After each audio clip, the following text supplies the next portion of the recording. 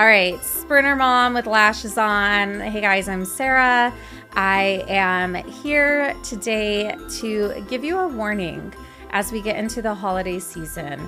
And I shouldn't even say holiday. The Christmas season is upon us. This is the Sprinter Mom with Lashes On podcast. And as I record this, I just wanted to kind of give a PSA and share a story of what happened to me over the Thanksgiving weekend that is a life lesson and was a hard learning moment for me. So of course, you know that scams are all around us. And typically the people who are being scammed are like, you know, the men or women in Sun City, the elderly who have maybe grandkids or cousins or whatever it may be that they're sending money to, but it's not the real thing. And so there have been a couple times where I would say I have started to be scammed by someone claiming to be the bank. But I've typically have either actually, I've never caught it, but usually Ryan has been around me, or I've at least like put the phone on speaker or showed him or said, call my husband, and it kind of worked itself out. Well, let me just tell you about my friend Tyler who called me on Saturday. He was from Wells Fargo, and we were up at the ranch after Thanksgiving weekend to just go reset, have a break, be freezing. And we were playing, both sets of grandparents were coming up because we were going to take the kids on the Polar Express. If you haven't been on the Polar Express and the train in Williams, super fun. I would highly encourage it. The last time we went was 2019, so we only took 4 of the kids at the time. We kind of learned what to do, what not to do. We did not like taking pictures with Santa.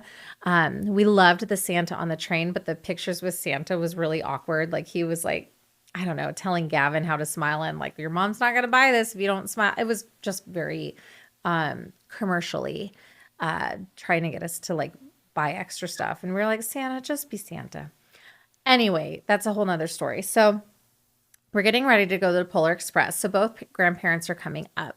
Ryan is playing poker with Papa John and the kids. We're waiting on my parents. And I get this text from Wells Fargo saying that my card was being used at a Walmart Supercenter. Didn't recognize the purchase. So, you know, say yes or say no if this was you. And of course, I'm like right away, no, I'm nowhere near a Walmart Supercenter. So then I get this another free message thing, symbol, blah, blah, blah. I get the phone call from Wells Fargo, and it's Tyler. And he, you know, says, this phone call will be recorded, blah, blah, blah. Goes through the whole spiel. And it's like, oh my gosh, what is happening? And he's like, Mrs. Senters, your card also got declined at Kroger. Did you use it at Kroger? And I'm like, no, I have my card on me. I have all my stuff on me. Maybe it could be linked through Apple Pay. And he said, well, we show here that earlier in the day, your account was opened up on someone's Samsung, yada, yada, and like the Samsung tablet. And I'm like, we have no Samsungs in our house, no tablets that are Samsung.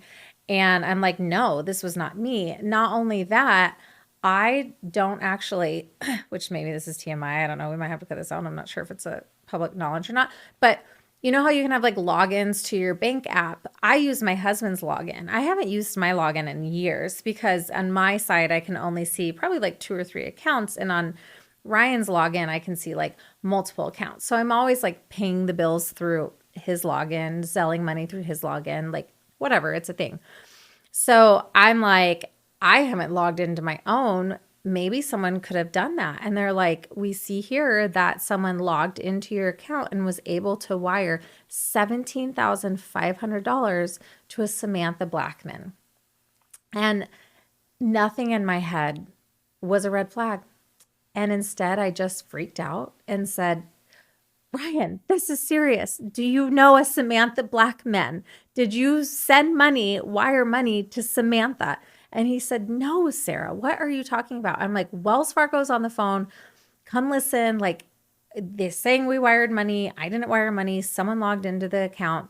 this and that. And so he comes over and he listens on the phone and he's like, this is Ryan. And so he listens a little bit, but he's like, what are we going to do? Like, but the guy kept putting himself on hold. Like, okay, let me talk to manager, blah, blah, blah. And like, I'll put you on hold. So every time he put me on hold, I'm like telling Ryan the situation. And Ryan is like, okay, well, like, let's get it figured out. Cause we're like, we don't want $17,000 coming out of our account. And which is that a lot of money to share?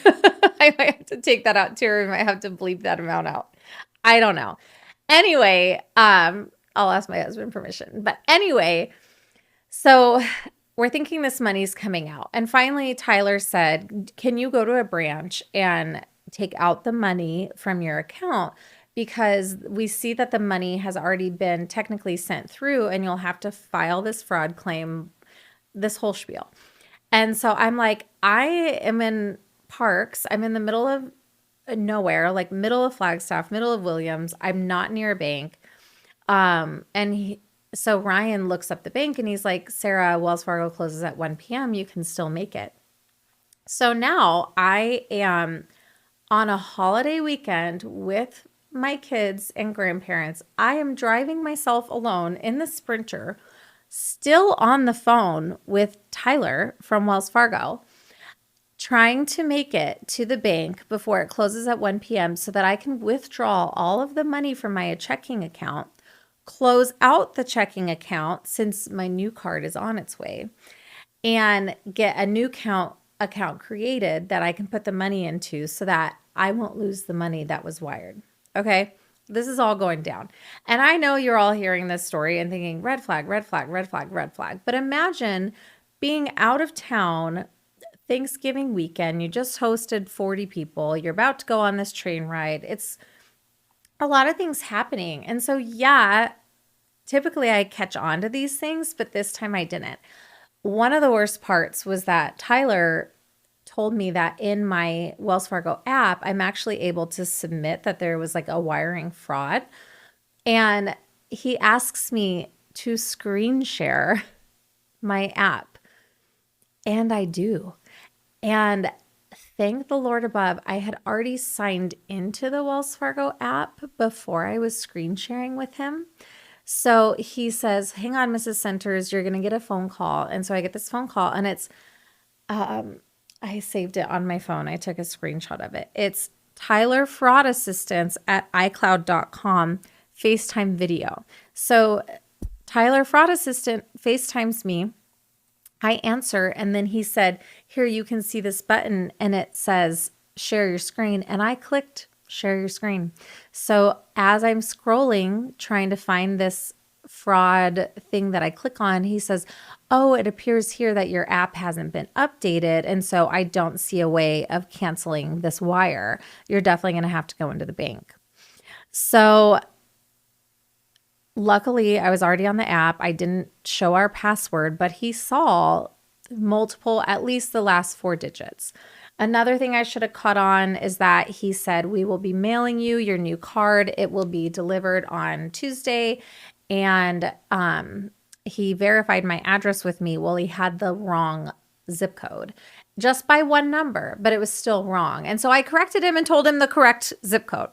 So now I am walking to the bank. I'm like, Tyler, I'm here at the bank. And he said, Sarah, whatever you do, this is a federal thing happening. We don't know if it's in your area that Wells Fargo is being targeted. We don't know if it's actually within the bank that there's fraud, which I know happens.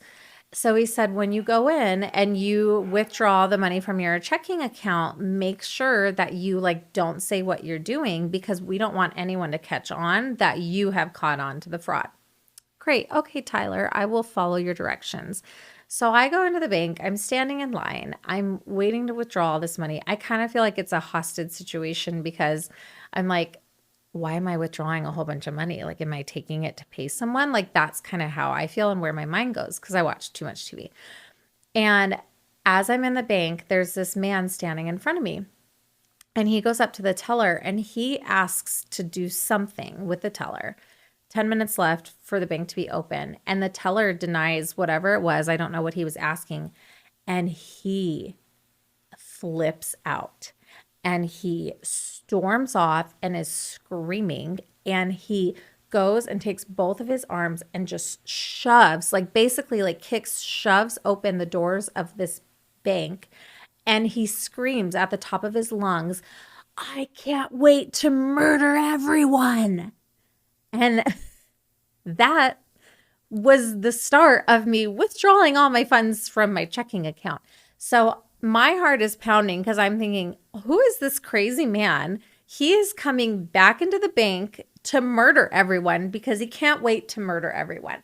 So now I'm like, keep watching the door, and I'm whispering to the teller that I need all of my funds withdrawn. And he's looking around and has to go ask his manager if he even has that cash on hand.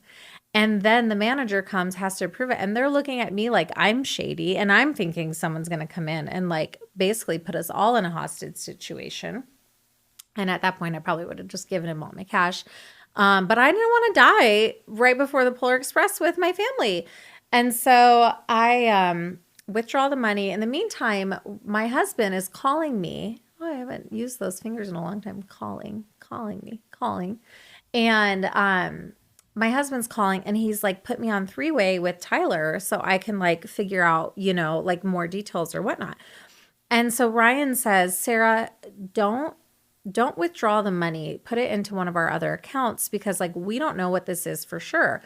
But I'm like, I don't want to put it in another account because like what if they saw that account when I was screen sharing? Mind you, Ryan did not know that I screen shared until the end of this. Anyway, not a good idea. So I am like, I don't know what to do. So there's 3 minutes left for the bank to close. This guy is like going through, counting all the cash in the machines and whatnot. And he's like, do you want an envelope? Do you want that? And I'm like, sure, an envelope is great. And so Ryan calls and says, don't just take the money, like put it in another account.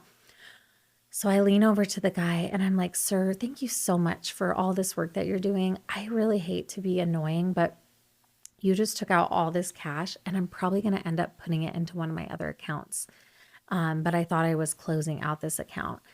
And he's like, okay. And so I look over at the manager and I kind of like whisper even more. I'm like, it's a fraud situation. And he's like, oh, can I ask like how you know it's fraud? And I'm like, well, I'm not supposed to say anything. Oh my gosh. I sound like an idiot. I'm like, well, I'm not supposed to say anything in case it's like within the bank. And he said, ma'am, can I look at your phone or who you're speaking with? I'm like, yeah, Wells Fargo. So I show him the phone number and I show him Wells Fargo on the screen. And he's like, that's not our phone number. And I'm like, no. And then it all starts tracking in my head. And I'm like, really? And he's like, this is the number. And he said, even then, when we text you, we wouldn't text you from a full phone number. It's usually like the 5-digit number. And then I'm like, yeah, I know that. Like, I know that. That's happened to me before. Like, this has legitimately happened to me when someone was trying to use my card and you've texted with a 5-digit number, but I saw a full 1-800 number and I assumed it was still correct. It was not correct. He also said, we would send you an email.